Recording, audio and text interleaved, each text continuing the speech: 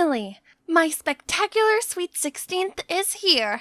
I spent months deliberating over every tiny detail of this perfect butterfly-themed party. Better yet, all the VIPs from the fashion industry were invited. Pretty impressive, huh? By the way, I'm Charlotte Stone, a fashion influencer with over 500,000 followers on Instagram. One day, I'm going to become an iconic designer just like Tory Burch. This party was my big chance to get noticed by all of these big shots. But wait, Ava? What on earth is she doing? Don't you realize how important it is to sort out garbage? It's not all junk. Like, this one is very valuable. Oh my gosh!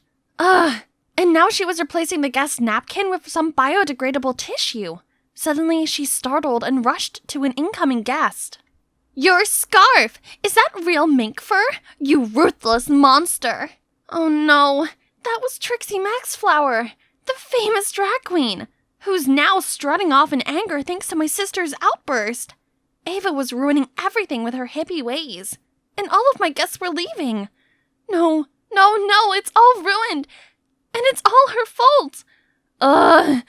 This wasn't the first time Ava had pulled things like this. She called herself an eco-activist and constantly brought rubbish home to remake into things, argued with anyone who didn't sort their waste properly, and forced everyone she knew to join climate change protests. The worst part was, I was always dragged into those dumb campaigns. It's super embarrassing being called the trash girl's little sis. Lonnie, where are you going? Wait up! Hey, trash girl, why don't you recycle this into skating shoes, huh? Next thing I knew, a gross banana peel landed smack bang in my face. Lottie, are you okay? No! My party was going perfectly until you barged in with your lunatic eco-anxiety. I wish you'd left my party, not them. Actually, I wish I didn't have a tree-hugging, trash-loving sister at all. Then I pushed Ava aside and stormed off. She'd gone too far this time. But maybe what I said was a bit much? The next morning, I woke up to see a birthday gift from Ava on my bedside table. It was this cute bracelet, made from recycled plastic, of course. It made me smile and reminded me of all the time she'd taken care of me. I went to her room to thank her for her gift, but she wasn't there. Then I spotted a letter on her bed. Mom, Dad, Charlotte, I'm going away to live by my beliefs and values without affecting you all. Don't look for me. Oh no! Don't tell me that it's all because of what I said yesterday. She knew I didn't mean it, right? I'm sure she'll calm down and come back soon. But then 1 week passed, then a month, and now it's been almost 2 years and my sister still hasn't returned home. We've looked for her at environmental events, but still had no hint. Until one day, I stumbled upon a YouTuber who talked about discovering an eco-friendly island run by a community of environmentalists. That sounds like Ava's style. Wait a minute, I've seen this before. This island looked just like the one from the picture hanging in Ava's room. There it is! That must be the island's coordinates! I gotta go find my sister! Oh boy, that was a long ride. Now I just need to find a boat that will take me to the island. Let's check the map. Huh? These are my stuff? Right at that moment, a woman reached me. Hey, what are you doing with my bag? I quickly apologized and returned her bag, then rushed back to the train to find mine. But I was too late. No phone, no map. What to do now? I asked around, but no one had heard of this eco-island. Hopeless, I slumped onto a bench, when suddenly a man tapped my shoulder and told me that his boat was heading to that island.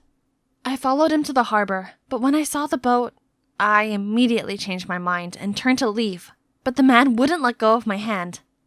I tried my best to resist as his 2 scary-looking crewmates headed towards us. Oh no, this isn't gonna end well. Let her go! Noah, is this a kidnapping? Should I call the cops?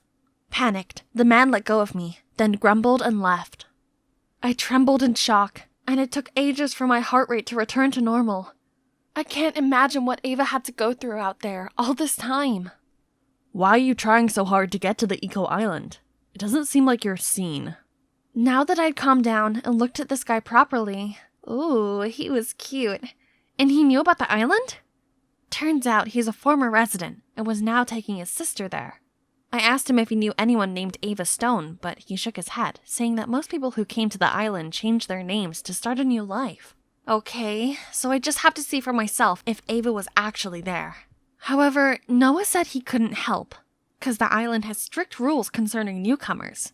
So I had to lie that I was also an eco-activist to convince them to bring me along. And ha! It worked! My hunch told me that I was now one step closer to finding Ava. That evening, Noah set up a tent on the beach and we waited there for a boat that was scheduled to take us to the island in the morning. Seeing Noah take care of Ellie made me miss my sister so much. My selfish stupidity had driven her away, but now I'm going to put things right. I'll definitely find you, Ava. Next day, Noah woke me up so early that even the gulls weren't about. We got on this rickety-looking sailboat without any engine. Hello? Were we going to the island or back to the primeval times? Noah helped sailing the boat, while I had to take care of the ropes. This was way harder than it looked. I could barely feel my arm muscles. Best wind ever. Charlotte, you're our lucky charm. But yeah, at least I had this beautiful view to compensate. Suddenly, the rope slipped out of my hand, causing the winch handle to spin and fling my bracelet into the sea. Oh no! Noah tried to stop me, but I was already deep in the water and immediately got swarmed by garbage. There it is!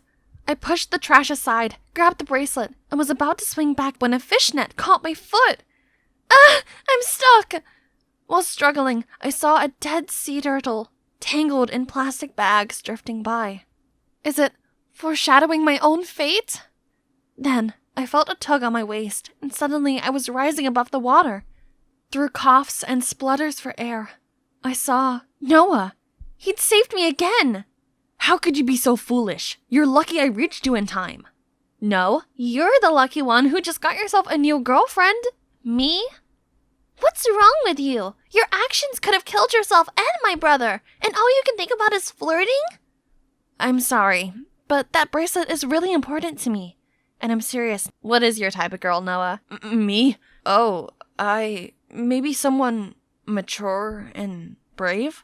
Got it. From now on, I'll be more mature then. By the next dawn, I could finally see our destination. But right when I stepped foot on the shore, two men who seemed to be village guards stopped me. You said you were bringing one sister, not two. Who is she? She's with me, Noah said. I tried my best to convince them, but they insisted on following the rule. No outsiders on the island. I didn't want any drama. All I wanted was to find my sister. Hey, the chief is coming! Jeez, what else is happening? I grabbed Noah's hand and hid behind his back. Please don't leave me alone. I won't. With my eyes closed, I heard someone step in and the female voice said, What's all this commotion about? Wait, that voice! I took a peek at the village chief.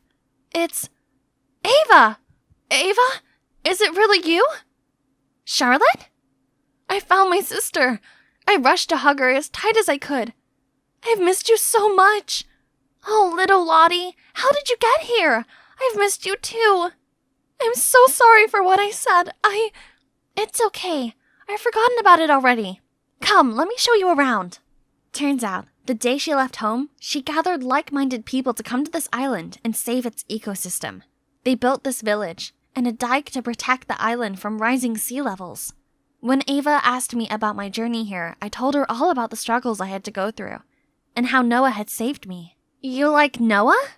I guess so, but what's wrong with that? I mean, you always hated my eco lifestyle, but Noah and you do know we share the same mindset, right? That's true. They had many things in common, while I was like living in another world to them. It's okay. I've changed a lot since the last time you saw me, Ava. I was wondering if I could, stay here for a while. Ava agreed! Yay! Now I will have some more time to persuade my sister to go home and to win my man's heart.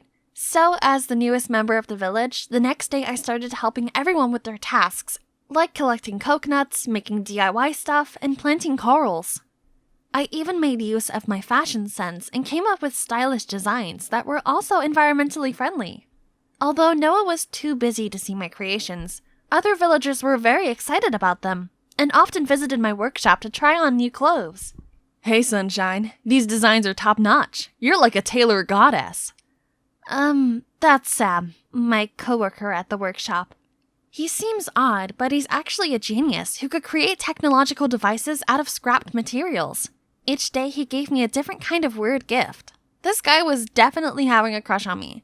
But even his unicorn bicycle made from seashell couldn't move me, as I only had eyes for Noah.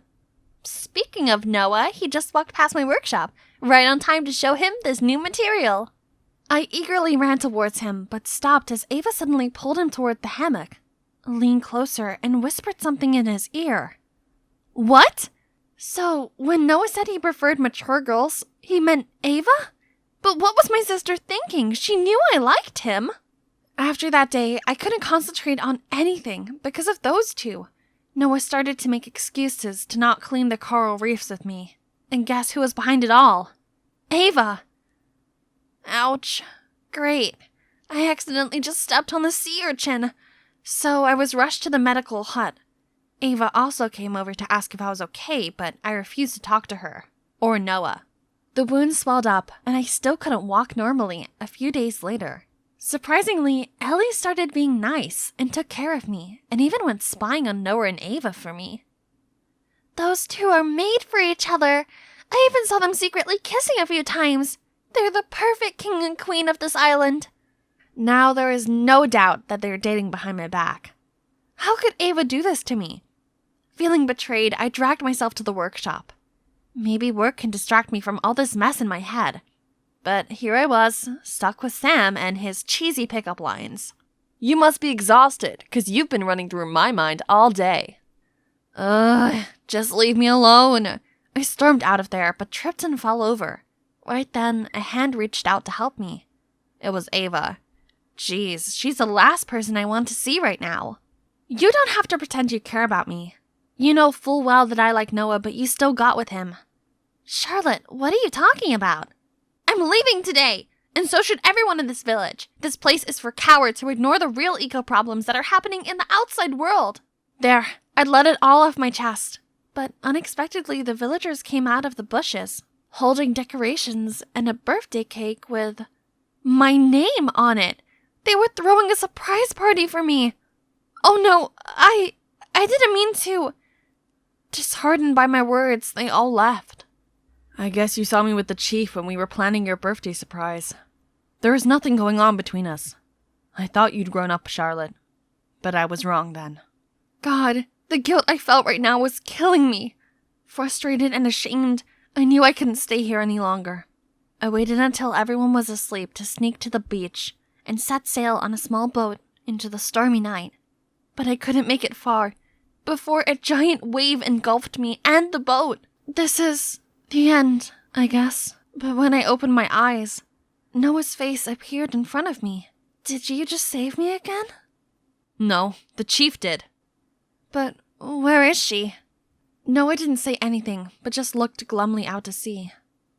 Wait, this is not happening. My sister can't be out there, right? No. How can I live knowing that my sister drowned because of me? Are you crying for your missing shoe? I turned around to see Ava, alive and well. Ava, thank God! I giddily jumped towards her, but ouch, I forgot that my leg was still hurt. I'm so sorry for how stupid and selfish I was. Don't be foolish next time. Nothing's going on between me and Noah. He's all yours. I looked at Noah and we both turned tomato red. The next day, Ava gathered everyone around so I could publicly apologize to them. I was ready for the villagers to throw coconut shells at me, but instead they admitted that my words were partly true. This lifestyle needs to be promoted to the world, since everyone deserves to live in a clean and healthy environment that requires a joint effort. Then they all agreed that the perfect person to influence the young generation about this matter was me.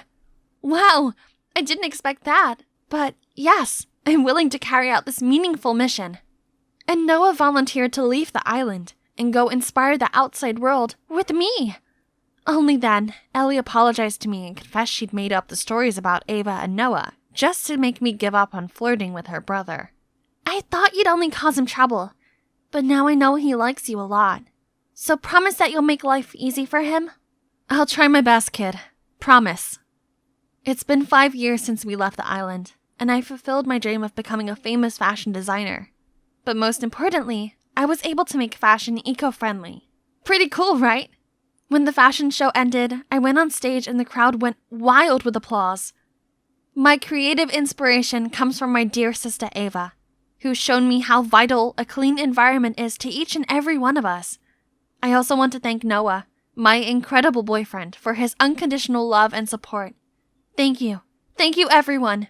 As I finished the speech, Noah came on stage with this huge bouquet, while Ava and the villagers showered me with hugs and praise. I guess one trip to an eco-island could change your entire life, right?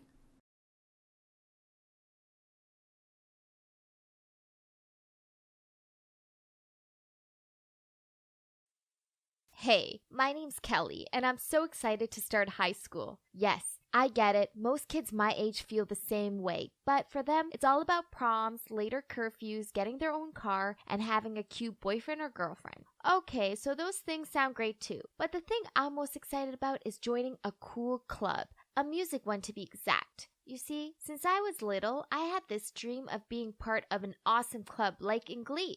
Finally, school started. I was so eager to dive into this new environment, but it took me a few days till I could get a clue of where the music club office was or how to apply for it. No one seemed to know, to be honest, or maybe it's because I've only been asking freshmen who were just as lost as me. Anyway, after a lot of pacing the hallways, I found a room that said music club on the door. Well, it actually said M6 Club, as the U was missing, but it had to be it, right? I couldn't contain my excitement. I took a deep breath and pushed the door open.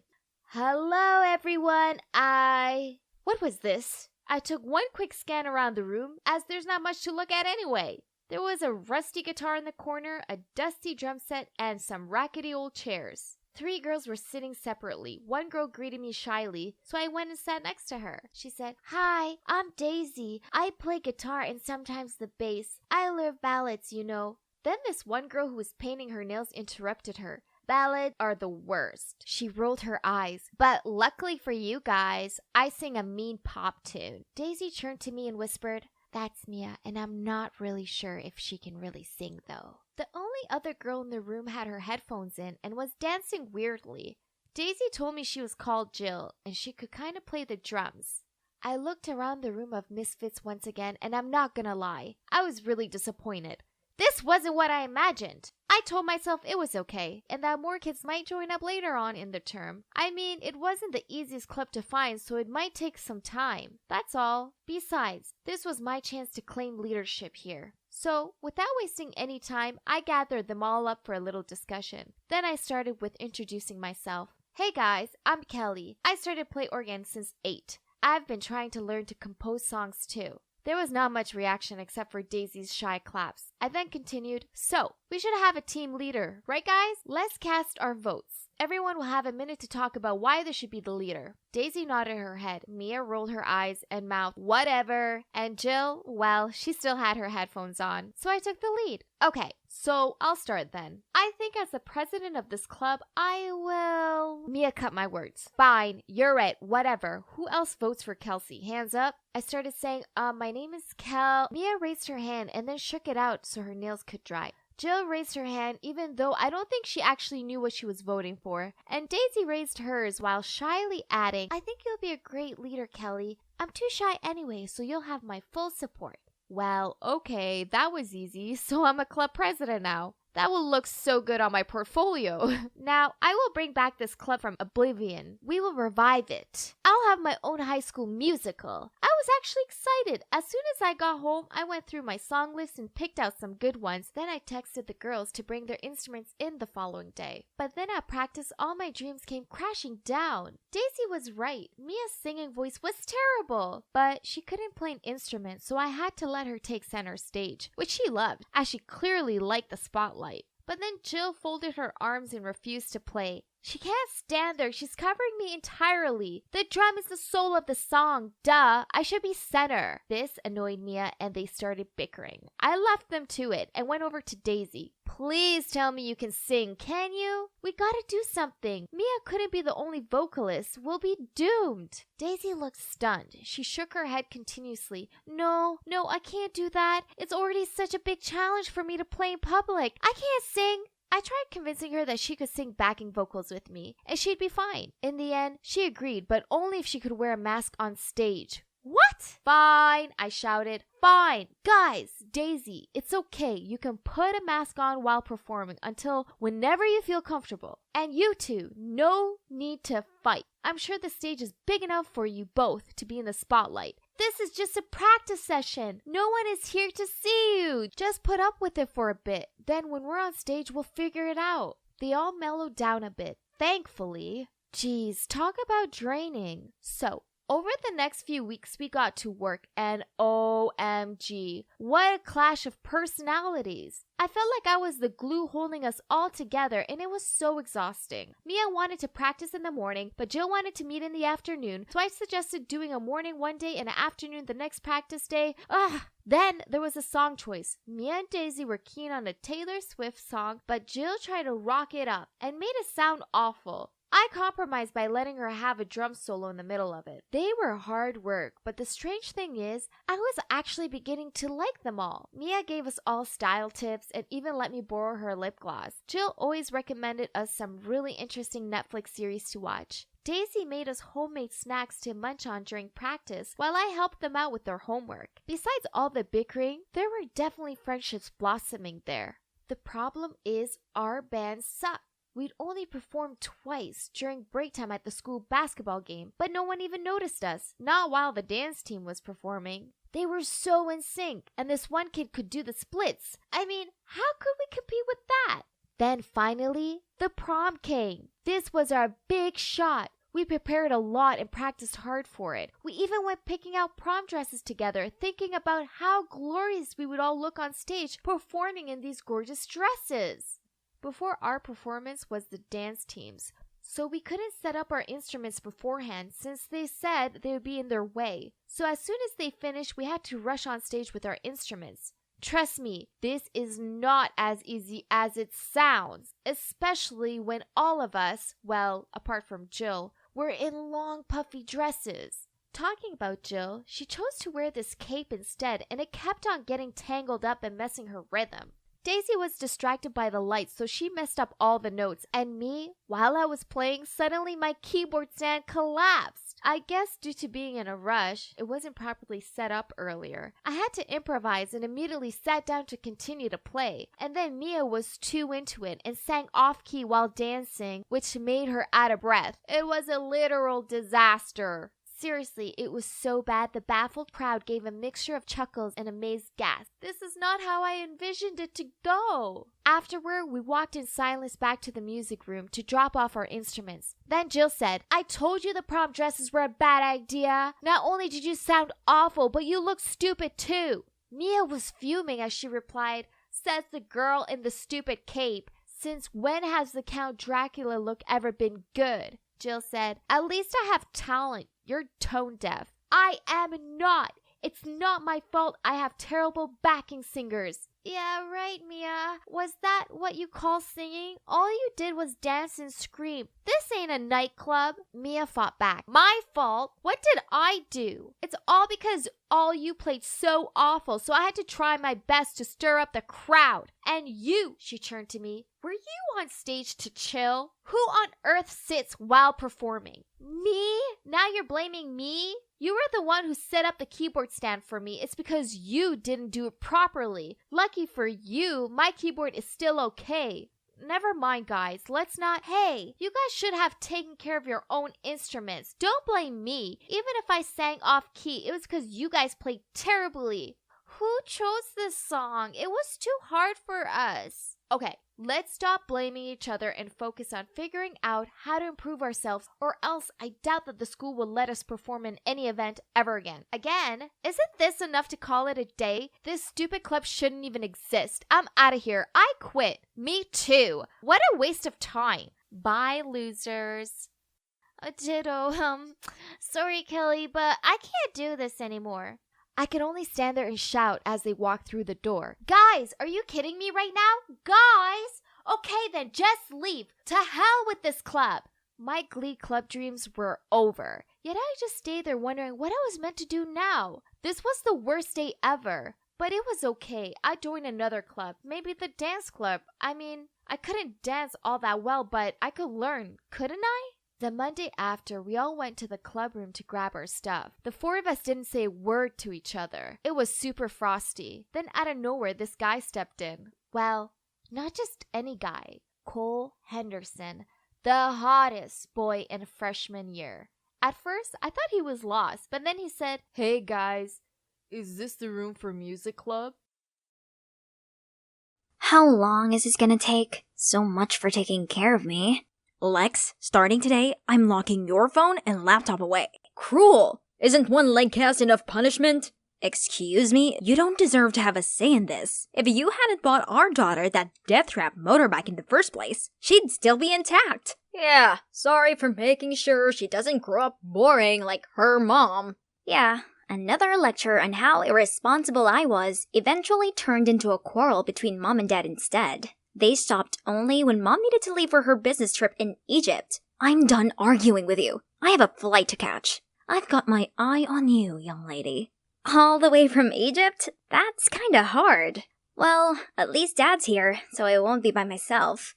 The next morning, I woke up to see a note stuck to the fridge. Alex, I'm shooting my new movie in Spain for a few months. There is a strict no-phone policy to avoid leaks. So if it isn't urgent, don't call me. Love, Dad. Seriously? Choosing work over me? Why am I still surprised? That's what you get when you have a world-famous actor dad and an award-winning photographer mom. They're rarely home, and whenever they are, they're constantly at each other's throats. All the more reason for me to hang out with my biker gang. I love motorcycles. They're my only getaway. But that's how I messed up my leg. In my defense, I could totally nail that trick and win their stupid bet, if it wasn't for that bumpy road. However, not a single one of my homies has checked on me since then. Not even my boyfriend Blake. But what's really bumming me out is that school's out for summer, yet I can hardly move. So, bored out of my mind, I came up with a new way to entertain myself, which was playing candid camera on this whole suburbia. Thanks to my mom's camera, I had eyes on the newlyweds Cunninghams on the right, the Carpenters on the left, a few other houses, and, Tiny Timmy across the street. I swear to God, I almost thought some hunky guy had just moved in. My childhood friend Tiny Timmy had officially grown into Timothy. He looked just like a muscular version of Timothy Chalamet. Then Tim suddenly sat up and we accidentally made eye contact. Awkward. Looking good, handsome? He's even cuter when he smiles. Oh, he's replying. Even better up close. That's bold, Timmy. Too bad, though. Sorry, lame. Tim looks confused at first. Then when he saw my cast, he immediately leaves the room. Huh? A broken leg is enough to scare him off? He's lame. Then the doorbell rang. Hey, that took a while. You're here? Of course, you need to have a closer look. And could use a hand. Or a leg. Yeah, come help this damsel in distress. From then on, Tim came over every day to help me out around the house. He'd been really helpful and even tried riding my motorcycle so it didn't have to sit idle for too long. Other than that bulked up body, he's still the friend I knew back in the day. We still had so much fun playing video games and watching movies together. You have to watch Bodies, Bodies, Bodies. It's nuts. Actually, I thought you might be into Lady Bird. Such a heartwarming coming-of-age story. Ew, no way. Timothy Chalamet is in it. Okay, sold. But how do you know that it'd sway me? I just do. Like how I know you spy on me from time to time, which, by the way, is super creepy. Yeah, right. As if he didn't intentionally leave his blinds open while working out. Mr. Shy Guy. One day, as usual, me and Tim were hanging out, when suddenly my dear boyfriend Blake made a noisy entrance. Babe, you won't believe this. There's a racing tournament going on in the Upper West Side. You have to come. What's going on here? Sup? What do you mean, sup? Who's this little brat? Oh, this is Tim. Tim, this is Blake. Say hi. Hi. I don't care. What do you think you're doing? Watch your tongue. You've been ignoring me for weeks, and now you show up raving on about some dumb street racing contest? You don't even remember that I broke my leg, do you? But, you're mine! Blake was fuming like a bull ready for battle and about to throw hands at Tim, but he stopped his fist midair. A defeated-looking Blake fled off as soon as he got out of Tim's grip. Coward. I apologized to Tim for dragging him into this mess, and he was surprisingly cool about it. Just curious, how did Blake and you become a thing? He's the leader of the biker gang, so I thought he was cool, but honestly, I never expected our relationship to last. Just like every other couple's. Exhibit A, my parents. I see. My dad's a good example as well. Then Tim revealed that his dad left his mom for another woman last year, which really upset him.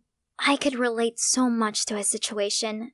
Maybe being locked up at home wasn't so bad after all, since we had the chance to catch up on everything. But the following morning, when I was chilling in my room, something horrible caught my eye. Something blonde. It looked like she was returning a hoodie to Tim. What kind of friend borrows a hoodie and acts like that around each other? Let's see what he has to say for himself. Who's that blonde? What was she doing at your place today? What? Who? She might look like strawberry shortcake, but don't be fooled. Whatever love you two might think you have will soon fade. That sweetness will turn sour in no time. Tim just burst out laughing. What's so funny? What made you think so? You don't even know Annabelle. Don't believe me? See for yourself. I then showed him all of the secrets I'd uncovered in our seemingly quiet neighborhood. First off, the couple from number 9 were both having affairs. The daughter from number 11 was using her boyfriend to hide her real relationship with another girl. And last but not least, the Carpenters, who seemed like suburban couples goal, actually had a far from blissful life due to Mr. Carpenter's drinking problem. In conclusion, there's no such thing as real love. I see your point, but on the other side of the spectrum, genuine love does exist. Tim points the camera towards the Cunninghams. I'm not buying their poster couple act. Then, one day, Tim said he had to work overtime at the library to prepare for an event with, you guessed it, Annabelle only. I had to hide my anger as I watched him drive off with Blondie. With nothing else to do, I decided to watch the Cunninghams. Geez, how could they seem so lovey-dovey all the time? I wanted to take my mind off of Tim, but the more I observed them, the more I thought about him with that Barbie. That's when I saw a book that Tim borrowed for me from the library. Looks like it's time to return it. I Ubered there, but there are many people here as well. Why did Tim say that the two of them would be here alone? Tim's face turned into the scream when he saw me. Didn't think I could get this far? Hi, don't mind me. I'm just here to return this. You should have just given it to me. Oh god, no. I can see that you're busy with Annabelle, isn't it? Yeah. How do you know my name?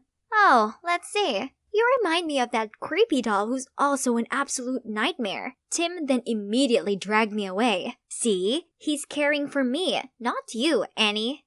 However, the fun was interrupted right away when I saw Blake outside. Time for you to pay. Tim immediately stood between Blake and me, but to our surprise, Blake signaled for his goons hiding close by to show themselves. Clearly outnumbered, I tried to stop the situation from getting worse. Let's be civilized here. We can sort this out without violence. You're right, babe. We can settle this with a bet. Whoever can do the trick that broke Lex's leg and top it off with the Akira slide can have her fair and square. The loser has to back down. First of all, I'm not some kind of trophy. Second of all, that stunt is incredibly dangerous. Right, Tim? Sounds worth it, though. Have both of you lost your minds? Tim went first, and even though he flunked it, he managed to land without a scratch, while Blake landed on his face. Of course, that fiasco got the whole gang so embarrassed, they scrammed immediately. But I was still so annoyed. Congratulations, you won absolutely nothing. Not that I didn't care about him, I just couldn't stand his recklessness anymore. The next day, I was woken up by a doorbell. So, what are you here for? Sorry about last night, but if you stayed longer, I could have told you that I did what I did because I like you. Romantic styles. I don't even remember since when, but I do remember how sad I was when we stopped hanging out. Believe it or not, I started working out just to impress you. Whoa, what? Tim explained that nothing was going on between Annabelle and him. They were simply co-workers. And he made up that whole thing about being alone with her at the library to see my reaction. What do you say? I can make you believe in love. Tim, don't be ridiculous. Love isn't anything like the movies. It's merely a temporary chemical reaction in your brain that makes you think you're really feeling it. Come on, just give it a chance. No, look at my parents, your father, all the families in this neighborhood. If you ask me, your feelings for me right now will fade, just like mine with Blake. I'm sorry for wasting your time. I thought I was special enough for you to take a leap of faith. Now I know how wrong I was. He then left without another word. When Tim closed his blinds, honestly, I felt a sting in my chest. This is for the best, right? I can't deny the uneasiness I felt without Tim. It's not that he didn't want us to make up. I just didn't know how. Seeing how happy and smiley he was with her, my uneasy feeling only grew bigger. Is this what they call love? No. It's not real. Happy-looking families are not actually happy, and the Cunninghams are just good at faking it. What's that I'm hearing? Are they fighting? I saw the husband suddenly punch the wall with rage, then push the wife. I no longer had eyes on them, but could hear a huge commotion over there. What on earth is going on? Panicked, I called the cops right away. Wait a second, that means their happy marriage really was fake. I excitedly limped across the street to tell Tim about my discovery, then dragged him over to the Cunninghams' front lawn. However, when the cops arrived, both of them answered the door perfectly fine. Turns out they already knew about my spying, and were so annoyed by it, they decided to pull a prank on me. Great, my curious neighbors have also witnessed this whole humiliating ordeal. But the worst part was seeing the disappointment on Tim's face. You have to stop being so stubborn. Not every family is like yours.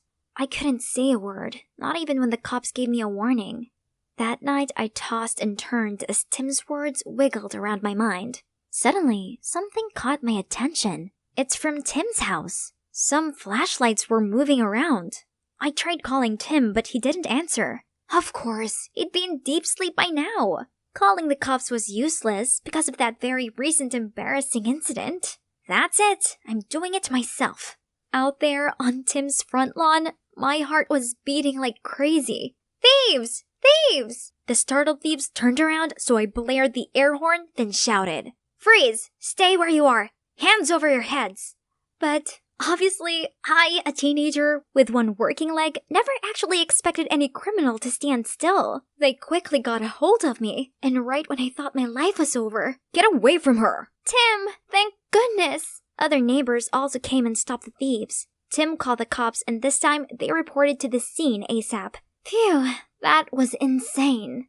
Mrs. Jones, Tim's mom, thanked me and invited me to stay the night. It's really nice of her, even though she burst out laughing when I explained the situation with the Cunninghams. When Tim went to grab some drinks for us, she asked me why I was alone in this condition. So I spilled everything about my family. Contrary to her reaction just now, she showed me sympathy. From her experience, love didn't always have a happy ending, but it doesn't mean it's not real. Tim's dad and I had genuine feelings for each other. It's just that over time, things changed.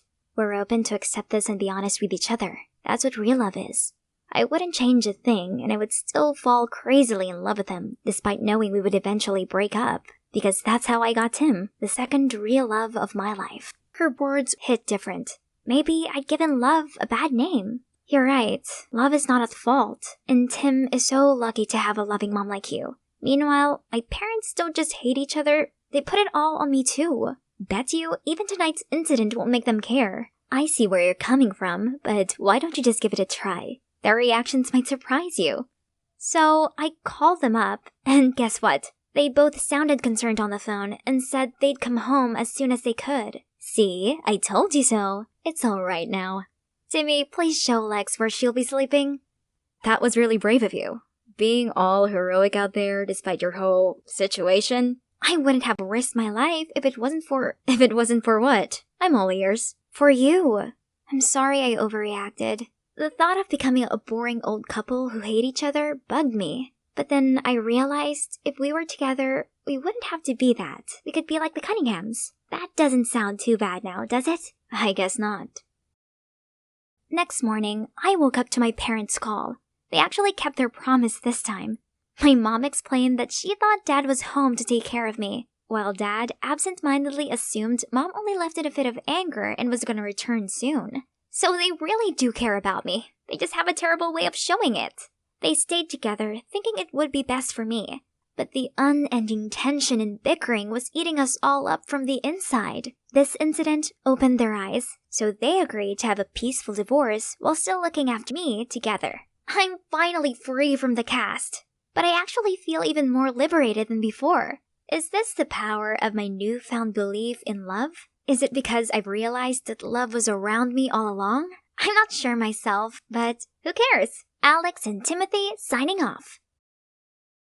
Hey guys, it's me again, Ellie. So in the first part of my story, I told you about how my dad abandoned me and my mom when I was just a kid to go live with his mistress, and that made me never want to date guys. But then I met Brian, and we got engaged! Meeting his mom was a huge shock because she was none other than my dad's mistress from all those years ago. I couldn't handle it and decided to get revenge. First, I started working in her company, and then I noticed she had a crush on Clark, the head of the software design department, so I decided to steal him from her, and you won't believe what happened next. One Friday evening, after everyone had left, I noticed that Clark was still working. I made him a cup of coffee and asked about how the proposal he was working on was going. We had a pretty nice chat, and I tried to flirt with him. I won't lie, I started to see why Sasha fancied him. He was a really nice guy. I even gave him my number and said if he ever needed any help with the proposal, just to call me. We didn't get to chat for long, though, because Brian suddenly called me and said he was waiting outside. When I got downstairs, he was dressed up in a nice shirt and said he wanted to take me to our favorite restaurant. I was pretty surprised because we hadn't gone on a spontaneous date in a while. We'd both been so busy recently. I ordered my favorite ramen soup, and then I smiled and asked Brian in a teasing way, "What's the occasion? You haven't taken me out on a date in ages." I waited for him to reply, and he wouldn't look at me. I started to panic and asked him, "Brian, what is it? Is something wrong?" Then he told me that he'd just been assigned to manage a big project in New York. He said he needed to fly there the following week, and that the project was expected to last 3 months. But he said he'd come back every weekend to see me, and that it was just temporary. I couldn't even respond. I just stared at him with the noodle hanging out of my mouth. My heart was doing somersaults. Brian started laughing and said, "Look at you, Ellie. Your mouth is open so wide you're basically drooling. Come on, I'll be back every weekend." Poor Brian, he didn't even know what I was thinking right now. This coincidence was such a perfect ingredient for my revenge recipe, because now I could carry out my revenge on his mom without him knowing. Brian had no idea what I was up to, and I felt kind of bad. He really loved me, and I didn't want to hurt him by doing this to his mom, but I had to. I had to get revenge. Nothing else mattered. Later that night, we were watching a movie together in bed, and as the movie ended, Brian said he was exhausted and wanted to go to sleep. But my phone beeped right at that moment. It was a text from Clark. I didn't want Brian to see, so I took my phone to the bathroom to reply to him, and it said, "Thanks for your support tonight. Due to that, I had came up with a possible solution for the proposal."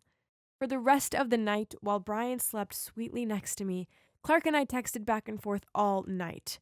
So far, it looked like my plan was working. Then, the next week, Brian left for his business trip, and as expected, he was so busy he couldn't make it back every weekend to see me. I missed him so much, but I was also grateful because it gave me time to really get to know Clark. And during those 3 months, we became quite close. Of course, during that time, Sasha still consistently flirted with Clark. It was super awkward because he clearly wasn't interested. One weekend, we had a team bonding trip and went stand-up paddleboarding. Sasha pretended she couldn't do it and kept asking Clark to help her, but he pretty much ignored her and hung out with our other colleagues instead. And then she asked him to join her for lunch one day, but he said he was busy, and I just had to laugh, because actually, he was having lunch with me. I had to be really careful that she didn't discover I was flirting with Clark, because then I could lose my job and my plan would have failed. Also, not to mention the fact that I was engaged to her son, and if any mom saw her daughter-in-law-to-be flirting with some other guy, she'd freak out. Honestly, it was nerve-wracking. I was constantly on edge, terrifying that she'd notice what I was up to. And there were a couple of times where she almost caught me. One night, both Clark and I worked late, and we left the office together and planned to go for a drink. But as soon as we got in Clark's car, I saw Sasha pulling into the car park. She spotted Clark and his car. She literally drove her car toward us. Her face was so cheerful that I knew she would walk toward Clark's car when she got out of her car. At that moment, I knew I had to get out of Clark's car ASAP before she noticed me.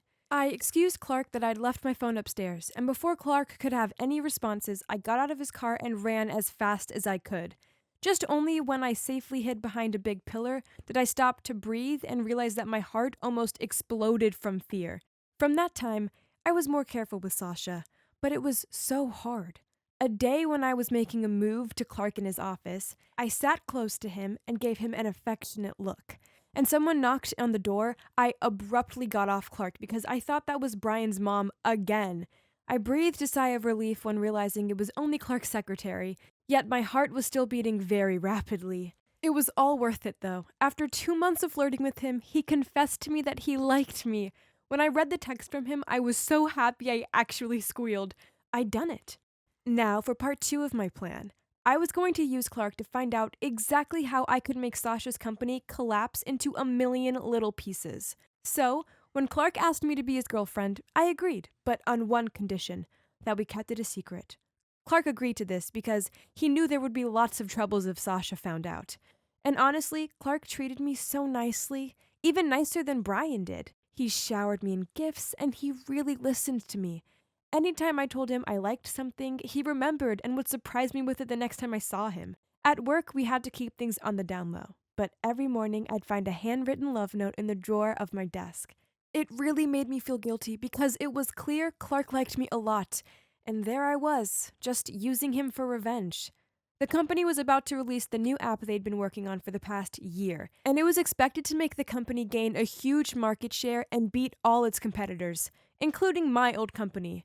So I started doing overtime with Clark so that I could get access to the info on how the software for this app had been created. It was top secret info, and as a junior project manager, I had no right to this info. My old company would love to get their hands on this confidential info, and with it, they could easily kick Sasha's company to the curb and dominate the market. Then she'd have lost not just her crush, but also her career. Served her right for what she did to me and my family. One night, after we'd worked super late, he turned to me and said, "We should get going. I'm exhausted." He went to the toilet before we left and asked me to sort out the documents. As soon as he left the room, I took photos of the app development plan and all the different steps in creating the software. This was like gold, but Clark was too quick. He came back before I'd managed to take a pic of the last document. Damn. Now I just need to find another opportunity to get that last bit of info. But I had to act quickly because the app was about to be released and my old company was urging me to send the documents ASAP. That night I felt so anxious that I couldn't sleep.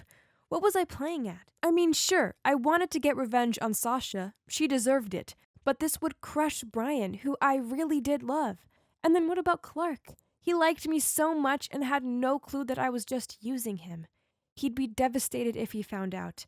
How had I gone from being an independent single girl with no interest in guys to the kind of girl who two-timed? I couldn't stop thinking about it all, but I had to focus. The revenge plan needed to go ahead. The next morning, I woke up feeling exhausted, but luckily it was the weekend. I'd arranged to go over to Clark's place to try and get my hands on that last document, but unfortunately, Clark wasn't interested in talking about work. He said it was the weekend and he just wanted to relax with me. Then he suggested we rent bikes and cycle over the Golden Gate Bridge and have a picnic to watch the sunset. Wow, it ended up being the best day ever. I felt so happy and I hadn't realized how funny Clark could be. We laughed non-stop and I didn't want the day to end. We kissed under the sunset. How romantic it was! But little did I know what was waiting for me at home.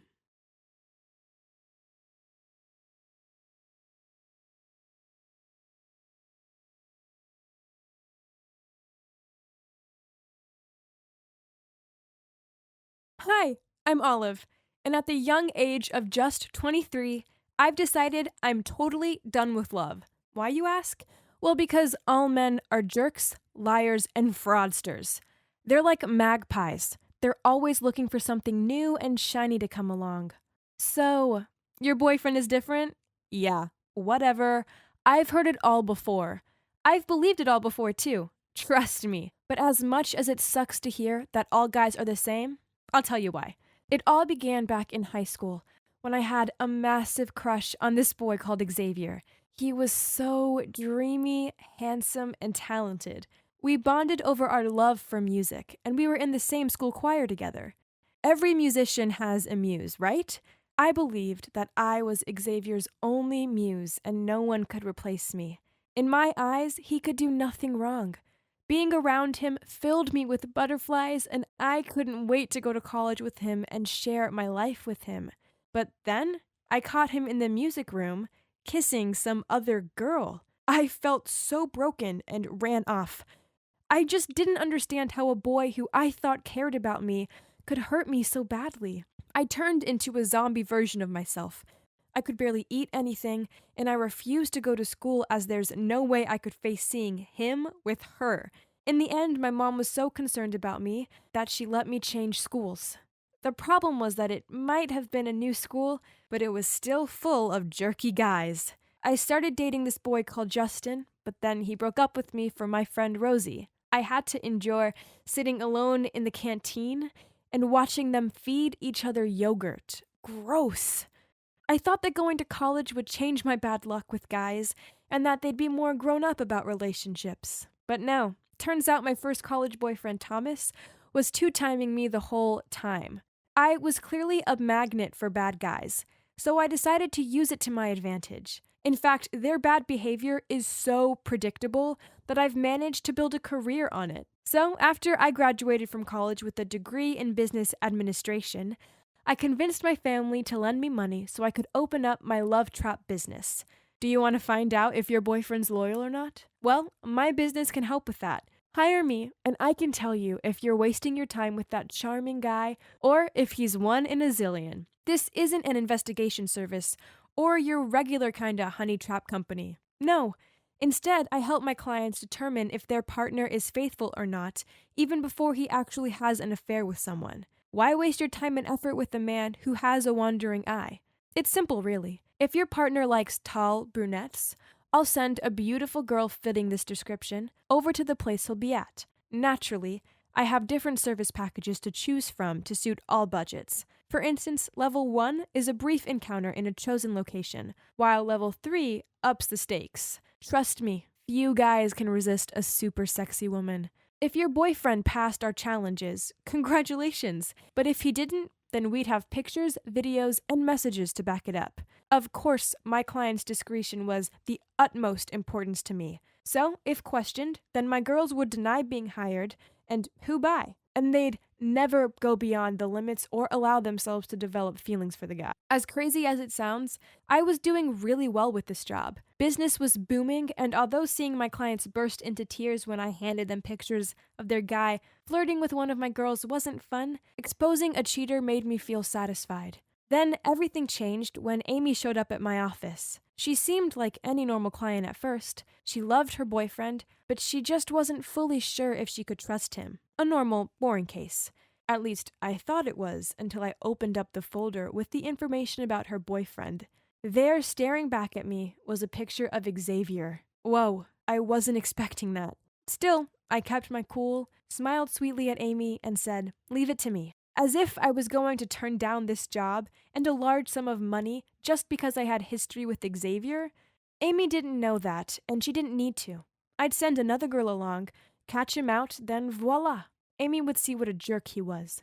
Only that evening, I poured myself a glass of wine and looked through his folder. Geez, I'd forgotten just how handsome he was. By my third glass of wine, I decided that no one knew Xavier better than me. Therefore, I needed to use myself as bait and catch him out. The next evening, I put on my favorite dress and I went to the bar Amy said he'd be at. There he was, sitting at the bar and flirting with the pretty bartender. Some things never change. Then he turned and saw me. He looked shocked and said, "Olive, is that you?"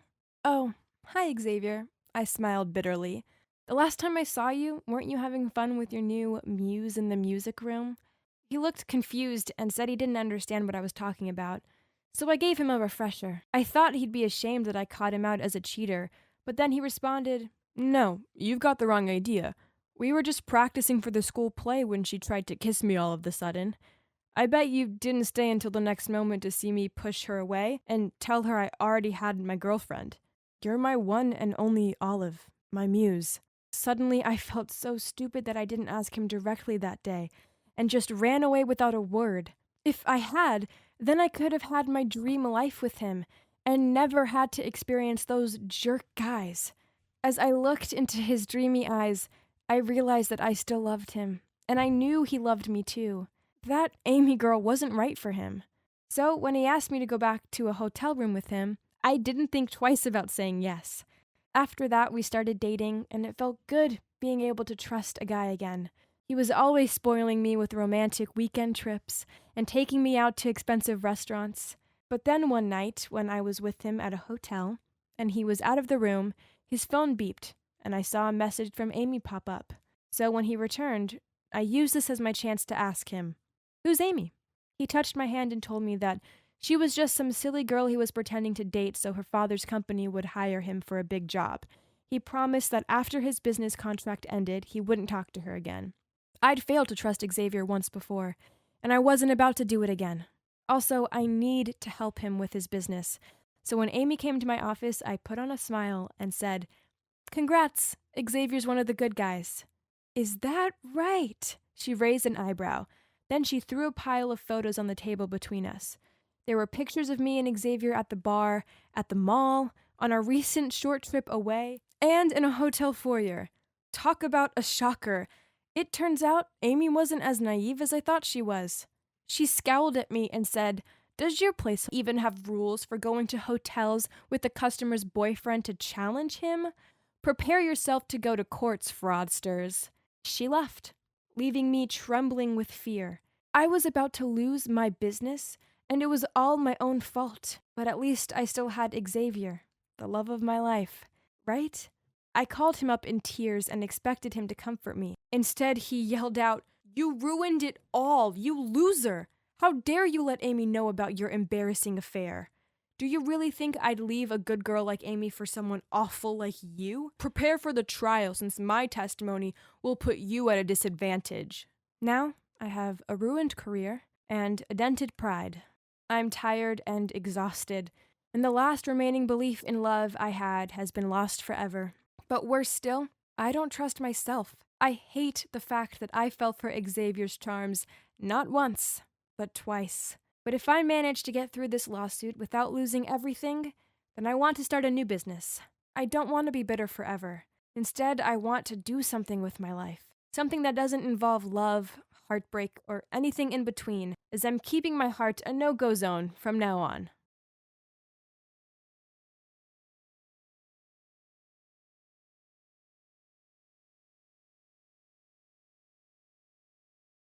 When my boyfriend and I broke up before heading off to different universities, I never imagined that my love life would take a pretty dramatic turn, where I ended up being the third wheel in an affair. Let me backtrack a bit. I'm Juliana, a 19-year-old amateur marathon runner. I'd been a part of a running club for the past 5 years that met twice a week. And during that time, I became quite close to 2 of the runners there. They were both much older than me, but we got on well. Leo was a middle-aged bachelor, and Charlotte was a mom of 2 and had been married for more than 20 years. They both worked together in the same trading company, and I can't really explain it, but we all just clicked. We always ran together, but one morning, Leo didn't turn up. That was odd because he never missed a session. Anyway, Charlotte and I ran together, and that night I received a message from Leo asking if I wanted to have dinner with him. I was a bit surprised, but this was Leo's first time inviting me to a private meal. But I still said yes, and we went to a restaurant downtown. At dinner, we got into some deep conversations, and at one point I asked him, "Why have you stayed single till now?" He stopped a bit and replied to me, "It's hard to say, but I've just had a bad breakup a few years ago, and I wasn't ready to get into another relationship." Oh, that's why he decided to stay single, even though he's a pretty successful and attractive man. It was quite awkward after that, So I broke the silence by asking him why he hadn't come running that morning, and he just said something had come up at work. He was acting a little strange, but I didn't push it. Anyway, it was a nice dinner, and afterwards we shared a cab home, as we lived on the same street. Well, that's when something weird happened. Charlotte was waiting on his doorstep. Leo looked shocked to see her there and quickly ran out to check what was wrong. Charlotte hadn't seen me, so I wound the window down and happily waved to her, but to my complete surprise, she looked kinda annoyed. Then she just said they had work to do, and she hoped I got home safely. I didn't give it much thought, but in hindsight, what kind of work project needs to be done at 10 p.m.? Anyway, I didn't give it much thought. Surely there couldn't have been anything going on, right? I mean, Charlotte and Leo are colleagues and also close friends. And I'd met Charlotte's family. Sure, her husband was away for work a lot, but they loved each other. And they had kids together. I got home and chilled for a bit. Then about an hour later, I received a text from Leo asking if I'd like to join him for a midnight run. I immediately said yes. Well, to be honest, deep down, I totally had a bit of a crush on him. Even though I knew my parents would freak if they ever found out I was hanging out with the guy old enough to be my dad. It excites me, though. So I went for a run along the beach with him.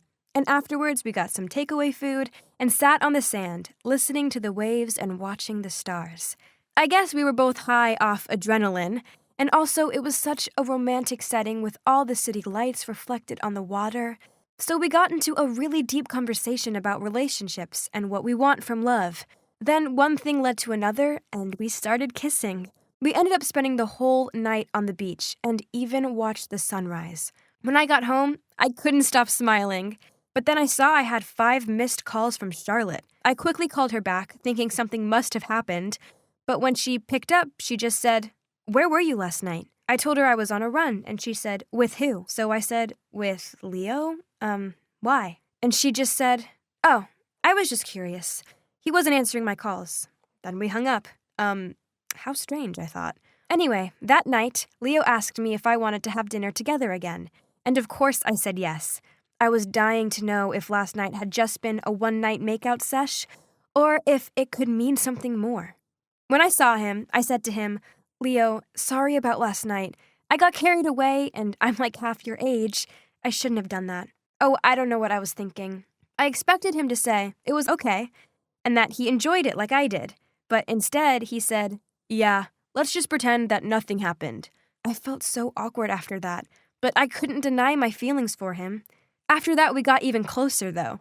We spent more time together and spoke on the phone every night for hours. Then, one night, Charlotte called me and said she'd had a fight with Leo, and that's why she'd gone to his place the week before. Now it all made sense. So that's why they hadn't been coming to the running club together. She said they still hadn't made up, and she needed someone to talk to.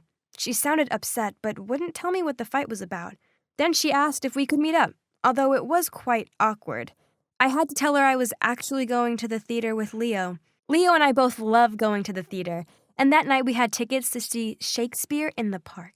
She asked why we hadn't invited her to join, and I said she could totally join us, but obviously it was too late to get tickets. Then she just hung up. Next days, I realized that Charlotte and Leo would only attend alternate running sessions so that they could avoid each other. I talked to both Leo and Charlotte about it, but they simply claimed that their work was getting stressful and hence they could only handle one training session a week. Then one Friday morning, I noticed Charlotte was in a seriously foul mood. Normally she was so upbeat, so I asked her what was up, and that's when she told me. She'd been having an affair with Leo for the past 3 years. I was shook. I mean, I guess I should have seen it coming, but I still couldn't hide my shock. I'd thought of her as such a role model, with this amazing family and a great job.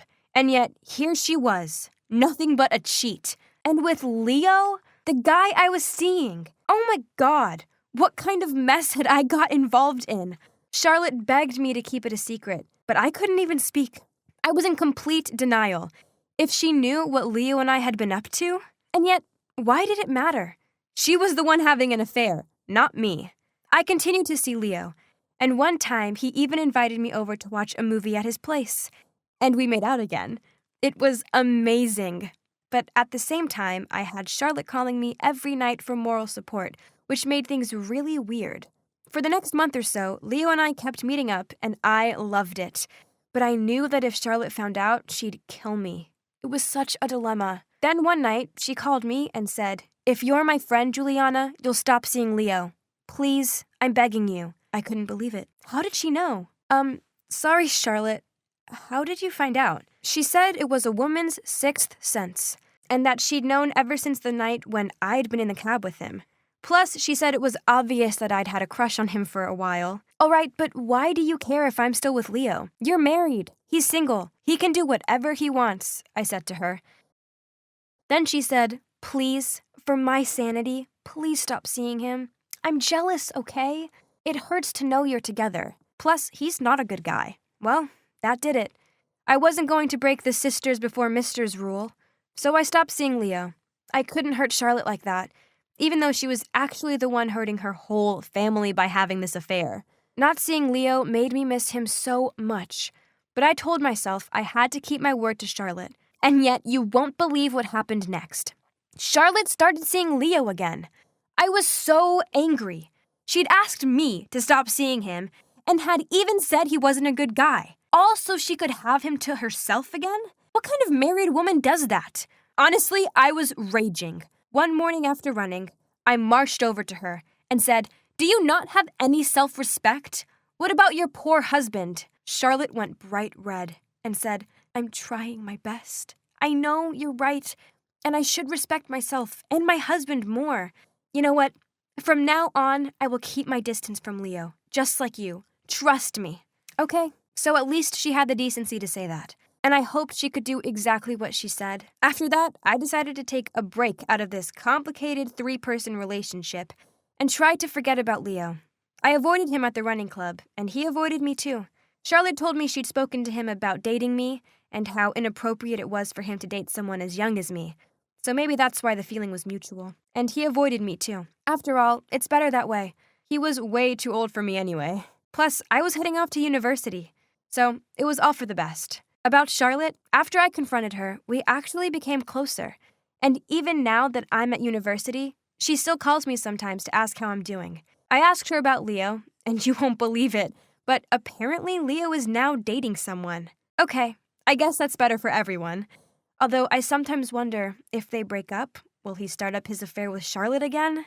Well, it's a story about my ebullient youth, when I got into so much trouble just because I fell in love with a middle-aged man. That whole period of my life was such a weird and messy time, right? But now I'm so glad I've met a nice guy my own age, and of course I never want to get involved in being a third wheel ever again.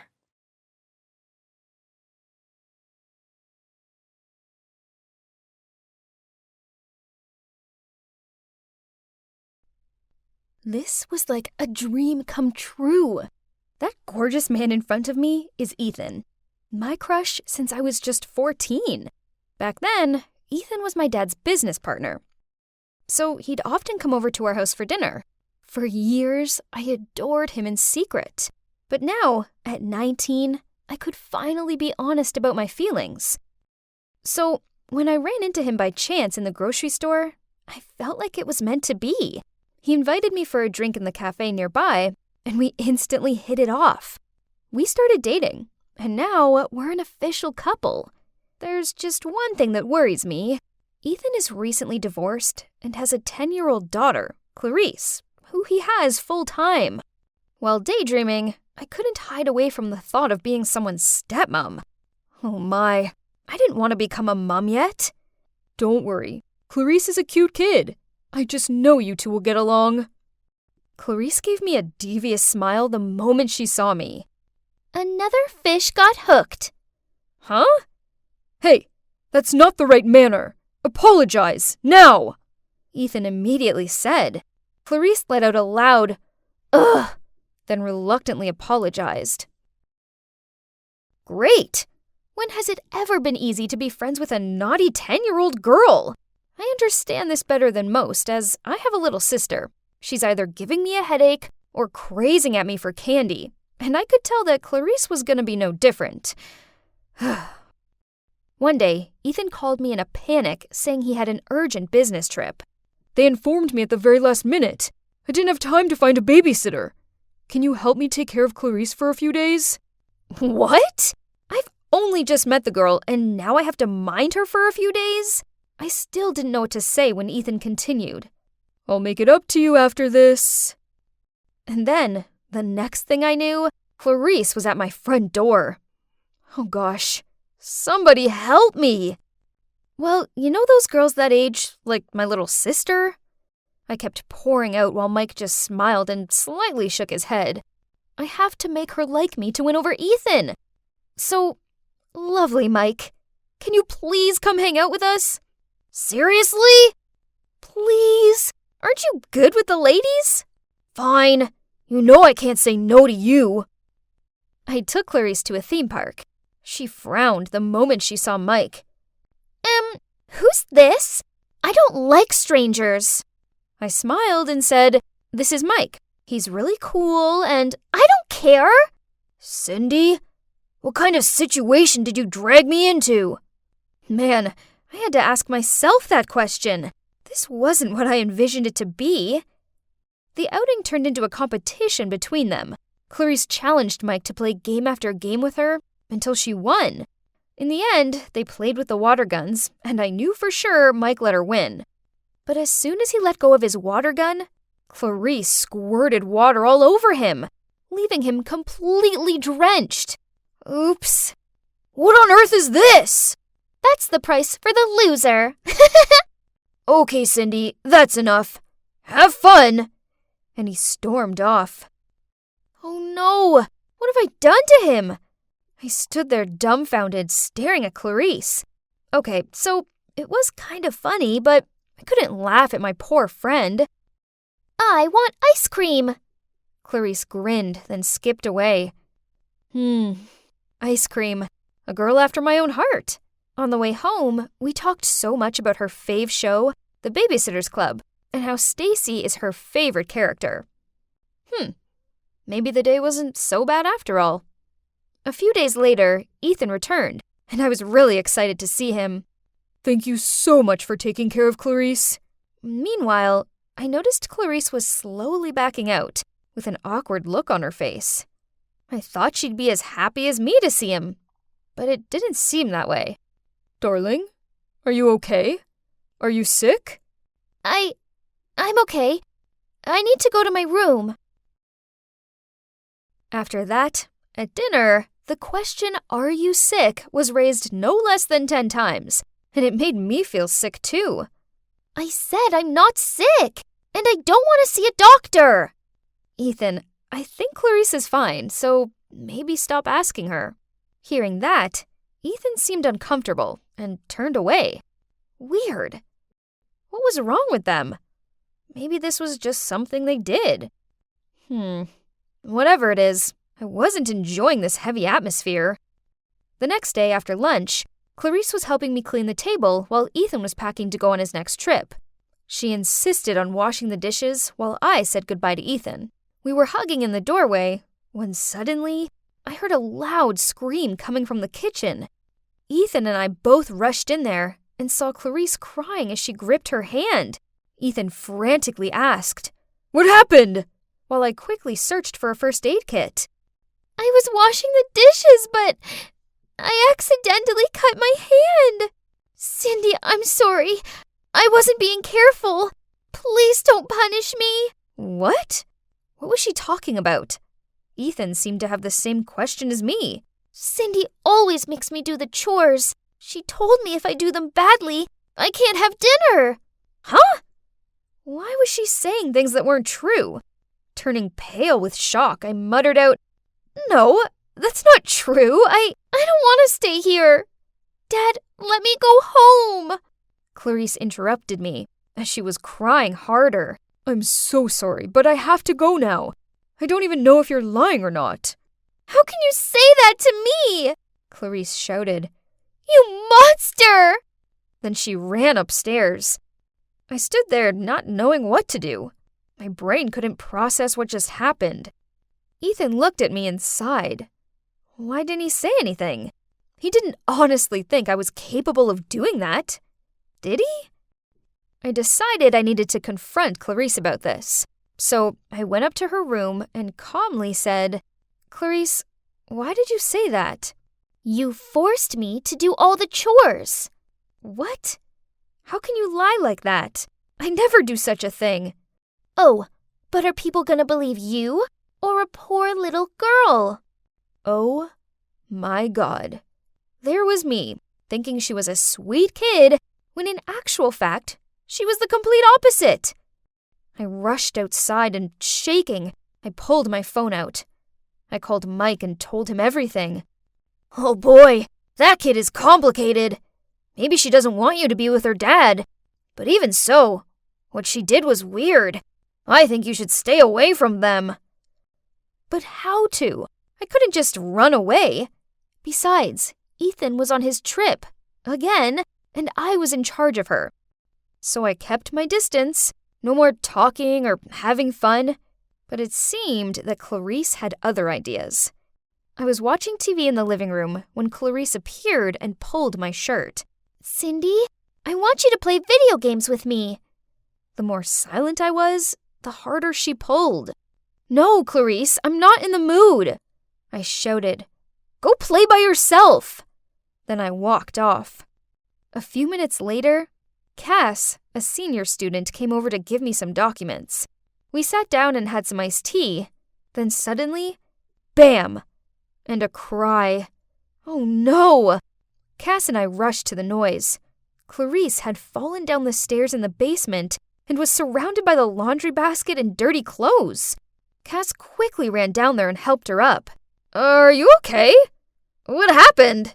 Cindy told me to do the laundry in time.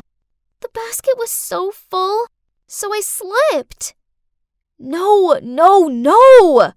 I screamed inside my head when Cass gave me a concerned look.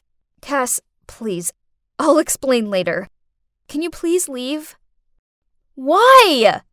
I screamed at Clarice's face the moment Cass left. If you don't play with me, you'll be a child abuser. You'll have to go to jail.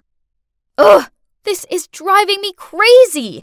Just a few days ago, she wanted her dad to take her away from here, and now she's blackmailing me for not playing with her? Right at that moment, Ethan called. "Hi, Cindy. I just want to check on you two. Is Clarice sick or anything?" Ugh, what on earth is this? Am I crazy? Or are these two actually weird? OMG. I need Mike. Now. "Please, take me away from here," I said as I opened the door for Mike. "Stop!" Clarice shouted. "You two can't go anywhere." "Oh, now you're telling me what not to do?" If you go, I'll tell the whole world how badly you've been treating me. You'll both go to jail. "So that's your scam?" Her smirk disappeared. She turned pale and stuttered. No, it was my dad's." "Your dad's scam?" Clarice looked flustered as she realized what she had just blurted out. Then she quickly covered it up. Nothing. Mike sat down and looked at her with stern eyes. I stood there, waiting for the answer. My daddy made me. Eventually, Clarice confessed. Turns out, Ethan was a professional scammer who scams young, wealthy girls into giving him money. Worse, he dragged his daughter into his scheme. The plan went like this. He used his handsome looks to flirt with the girls, then Clarice's cuteness to get the girls' empathy. After that, he would go on some last-minute business trip and ask them to take care of Clarice. Meanwhile, Clarice would pretend to be seriously sick. When Ethan arrived back, he would persuade the girls to hand over money for hospital fees, then he and Clarice would disappear out of their lives. At first he told me to do what he said and he'd get me a bike. What about the abusing lie you made up? I asked, still shocked. I made up that excuse so Dad would take me away. I really like you, so I don't want his plan to work. Then why did you continue to act up? Because Cindy was mad at me, and I wanted her to play with me, so I pulled that trick again. Tears streamed down my face. Unbelievable! I voluntarily stepped into his trap right at the beginning, He didn't even have to do much. I felt like such an idiot. After that, we exposed Ethan. Clarice helped us too. Turns out he's bankrupt, which is why his wife left him and why he's no longer my dad's business partner. Ethan was arrested, but Clarice's mom was out of the country, and she refused to return for her daughter. To be honest, I love Clarice, and I didn't want her to live in the orphanage. So I let her live at my place for a while before I told my parents everything. Obviously, my parents have more capacity and power to deal with this. It took a while for Clarice to get over her guilt and settle in, but now we get on better than ever. She's a sweet, cute girl who deserves far better than her parents have given her.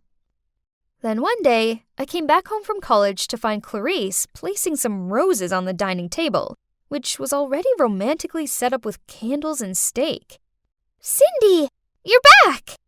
How can you prepare a full dinner like this? Clarice didn't say anything. She just giggled and ran to her room. Someone hugged me from behind. Would you mind being my date tonight? It was Mike. Thinking about it, I guess my perfect man was right under my nose this entire time. So, grinning, I turned around and replied, I thought you'd never ask.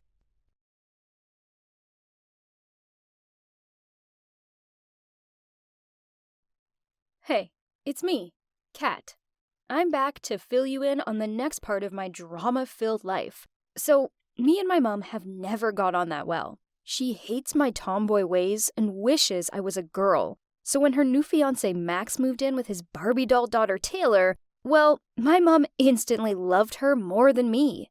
During an argument, she even told me that she couldn't love someone like me and that I should grow up. How could my mom say that to my face? And especially in front of that little brat Taylor.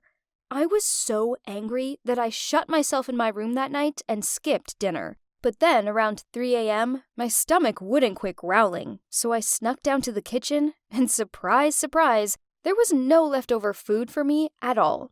Great. Clearly, they didn't view me as a part of this family anymore, and wanted me to starve to death. I couldn't fall back asleep after that.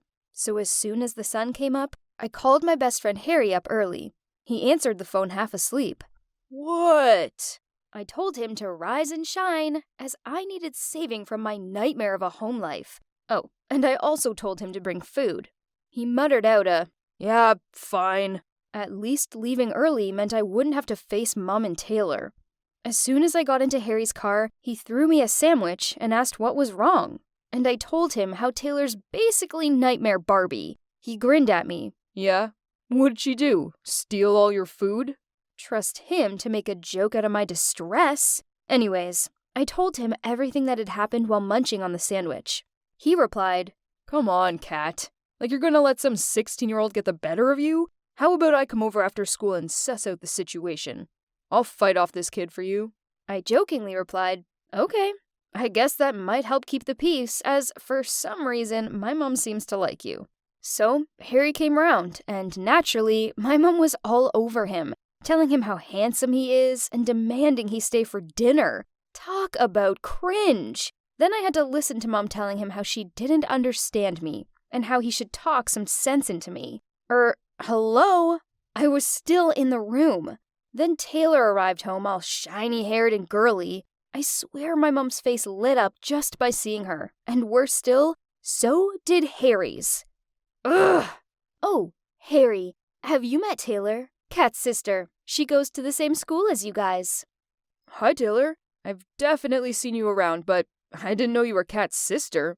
She wouldn't tell me. He elbowed me while being all smiley to her. In that whiny voice of hers, Taylor replied, Nice to meet you, Harry. Are you Kat's boyfriend? We all burst out laughing. Then my mom chimed in, Honey, I wish, but no. Your sister seems to be allergic to love. But you two would make a lovely couple. What on earth? They both laughed, and Harry replied, I'd love to, but such a pretty girl like Taylor wouldn't lay an eye on me. Great. Thanks, Harry. As if Taylor isn't big-headed enough. I slyly kicked Harry's leg and gave him a dirty look. After dinner, me and Harry went to play video games in my room. As soon as I closed the door, he told me that Taylor seemed all right. Was he blinded by her Barbie looks or something? I was so mad that I slammed down my game's controller and told him he sucked. Ugh! Why did everyone treat me like such a joke? So, what if I didn't dress up girly? I still had feelings. They knew nothing about me. I actually had a huge crush on this boy at school called Garrett. He was on the boys' soccer team, and he was so talented. I totally swooned out loud when he scored 3 goals in a row. I usually didn't like jocks. As a member of the girls' soccer team, our teams often trained together, and I had to put up with them showing off to impress girls, while in reality, they couldn't actually play, and they skipped practice all the time to go partying. Garrett was different. He totally shined amongst those useless guys. I took the initiative to talk to him. Turns out, Garrett and I had loads in common. We instantly clicked and talked non-stop about soccer, skateboarding, and other stuff. Okay, so there was one problem. He seemed to be interested in the cheerleader type of girl. Once he even admitted his celebrity crush was Selena Gomez. Yeah, I know. She's as girly as you can get. That got me thinking a lot. I definitely wouldn't change who I was, but maybe a little makeover wouldn't hurt, right? I told Harry about it, and he just told me it was stupid, and he wasn't really supportive, which was strange for him, but whatever. So Harry worked evenings and weekends at the burger joint in the mall. I knew it was just so he could check out the girls going into the clothes shop opposite. I knew if I was going to win Garrett's heart, then I'd need to change my style, so I started visiting Harry more often at work. I'd sit there munching on free fries while watching the girly girls shop, so I could get the gist of the in trends and stuff. Then I stole my mom's lip gloss and some glittery eyeshadow and put it on for school. I even started wearing this plaid purple skirt Mom bought for me. I mean, at least it was sort of edgy, right? Though I had nothing other than my collection of oversized tees to go with it, but whatever. It was girly enough. OMG. Wearing a skirt is hard work. I couldn't run as fast or jump up to grab something off the top shelf. I also kept on forgetting I was wearing a skirt and sitting with my legs apart. Oops. My plan was working, though, as Garrett started sitting with me and Harry at lunch. Oh, and one time when I was struggling to run in a skirt, he passed me his jacket to tie around my waist. It gets even better. He invited me to his soccer team party. OMG! Talk about hitting the jackpot. This meant he liked me, right? That was it. I decided that the party will be my grand finale. I'd get a total makeover and confess my feelings to him while there. Finally, the day of the party arrived, so I put my awesome plan into action. Okay, so Mom's lousy makeup just wasn't cutting it, so I went into the drugstore and used up the testers. I even packed a pair of Mom's high heels with me. Now all I needed was a dress. Obviously, I wasn't going to buy one for keeps. No, I'd wear them for the party and return it the next day. All of my spying taught me one thing. Floral print was the in thing right now. So I bought this flowy floral dress in my size and went to the mall restrooms to try it on, so I had more privacy. I put the high heels on and zipped up the dress, but it seemed a little tight. Jeez, talk about tiring. I could barely reach the zipper on my back. After, 5 minutes of struggling, I was impatient and used up all of my force to pull it up. Done. Finally! But, uh-oh. My hair was stuck in between the zipper. Ugh, stupid long hair. I began to panic. I was completely stuck. Harry was on shift in the burger joint, so I sent him an emergency message. He sent me 5 crying with laughter emojis back, but he also said he'd be straight over.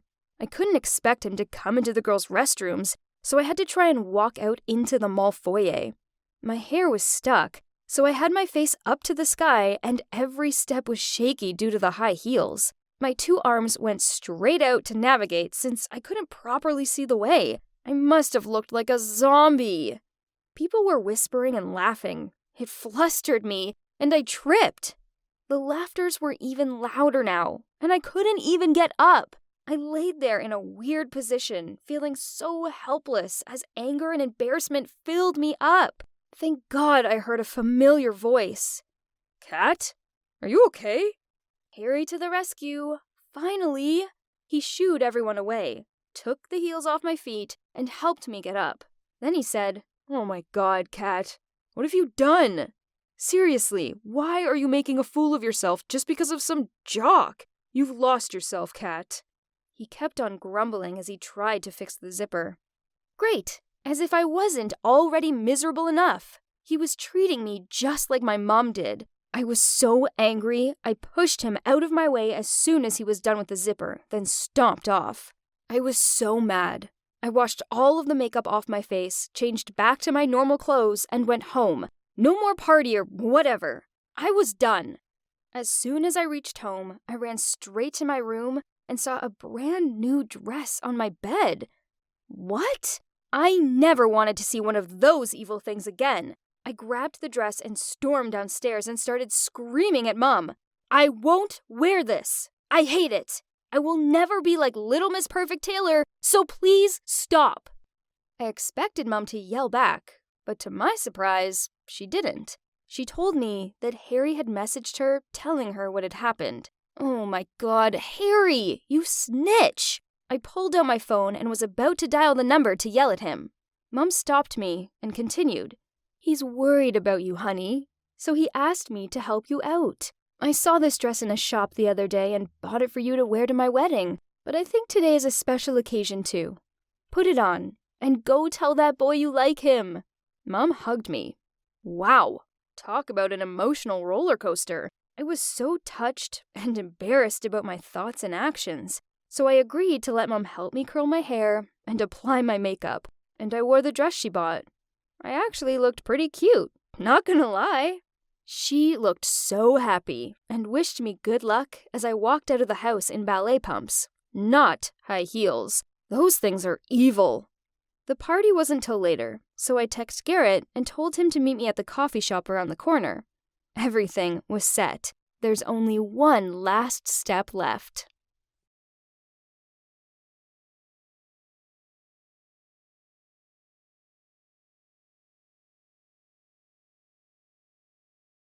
Hey, Kat here again. Are you ready for the next part of my story? If you haven't seen the first two parts, then what are you doing? Go and watch them right now. But if you have seen them, do you remember what happened to me? I'm a tomboy, a fact which my mom hates. Then her fiancé Max moved in with his girly daughter Taylor, and Mom clearly favored her over me. If this wasn't enough to deal with, I was then in an embarrassing situation at the mall while trying to be girly to impress this cute guy called Garrett who's into girly girls. So after the rescue of my best friend Harry and some help getting ready from my mom, I arranged to meet Garrett at the coffee shop so I could tell him exactly how I felt about him before his soccer team party. As I walked up the street to meet Garrett, I felt so happy. I'm sure it would be a surprise for him to see me dressed all girly, and he'd be into it. Then we'd kiss. Wow, that sounds great. I was the first one there, so I grabbed a hot chocolate and waited. Geez, that 5-minute wait felt like 5 years. Then he strolled through the door looking so casual but cute. He looked me up and down and then said, Kat, you do know the party later is just a casual hangout? I kept my cool as I replied, "Oh, this old dress? It's just something I threw on in a hurry." He ordered a drink and we talked for a bit. I knew it was the only chance, either now or never, so I just came out with it. "Look, Garrett, I think you're cool. Really cool, in fact. I have a crush on you.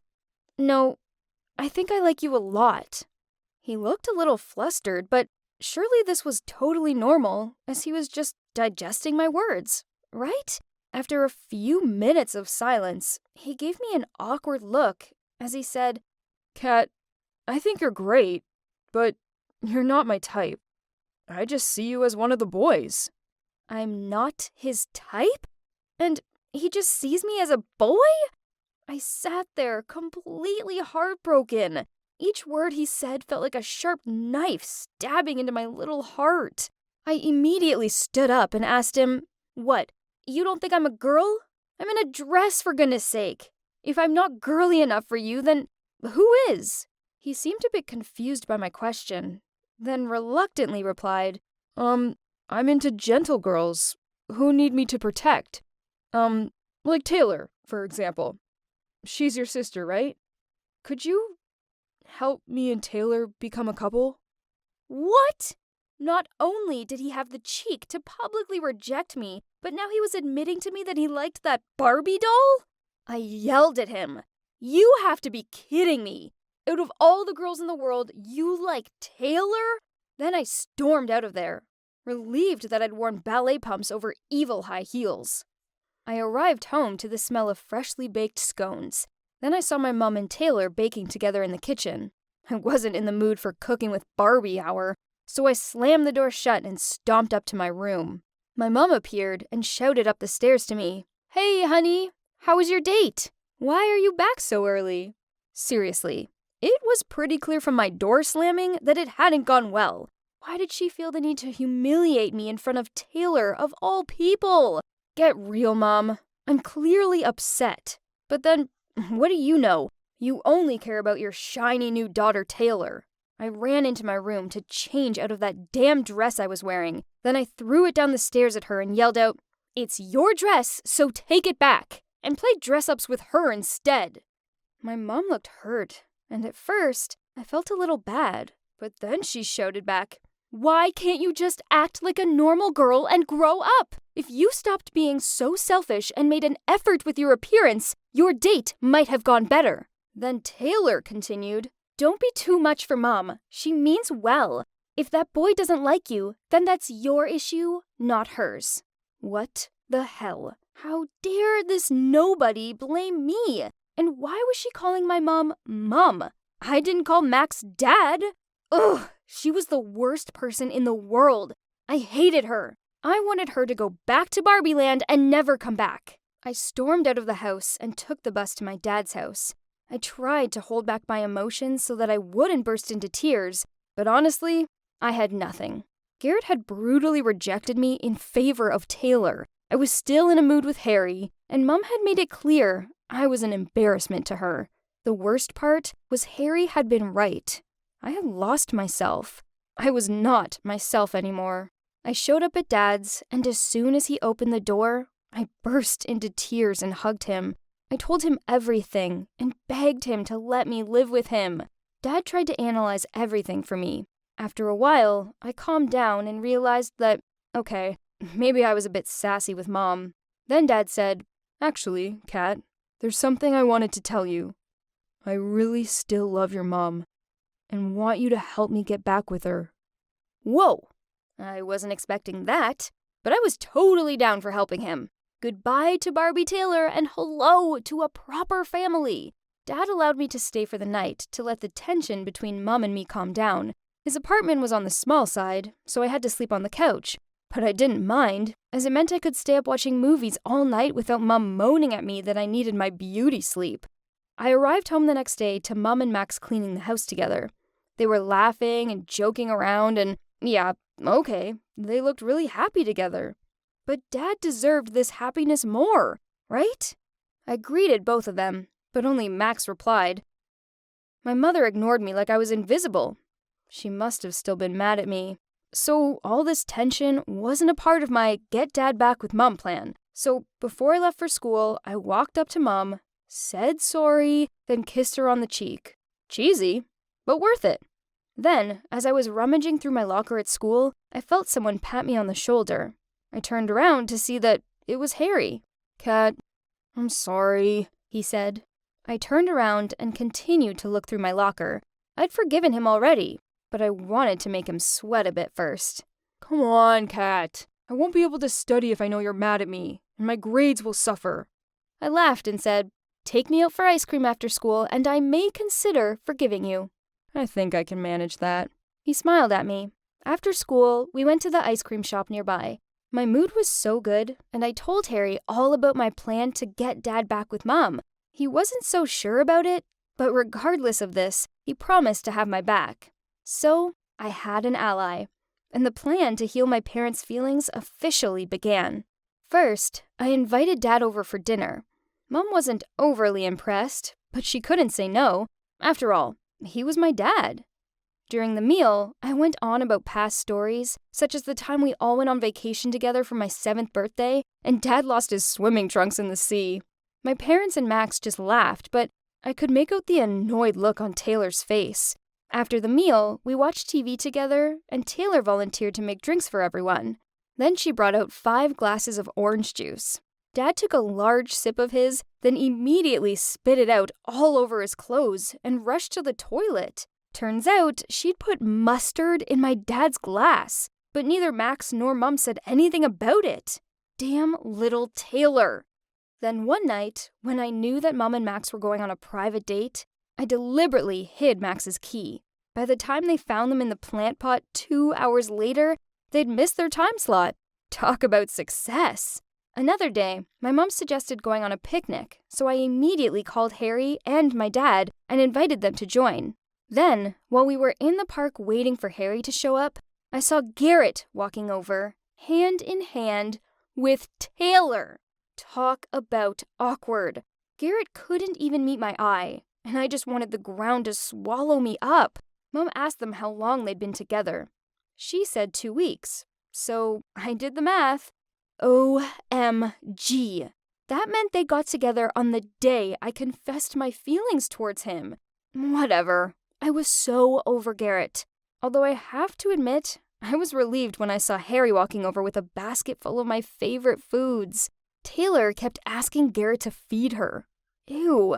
It was so awkward. When Harry saw me staring at the couple with bullet-like eyes, he so quickly passed me a slice of chocolate cake.